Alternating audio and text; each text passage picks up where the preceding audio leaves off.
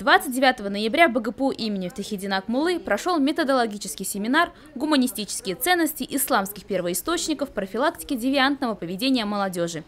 В качестве спикеров были приглашены эксперты различных областей знаний. Они приехали к нам из разных уголков страны. На этом семинаре я попыталась поднять вопрос, а что такое поликультурная личность, кто это поликультурная личность, и попыталась в своем выступлении для наших коллег показать поликультурную личность на примере исторических личностей. Это Саят Нова, который был ярким представителем поликультурной личности, который писал на грузинском, армянском, азербайджанском, персидском языках.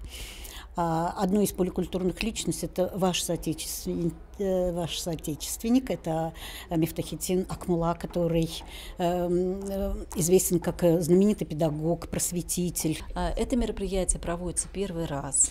И проблемное поле, вот именно исследование ценностей и девиаций, и влияния ислама на ценности и на девиации молодежи проводится впервые.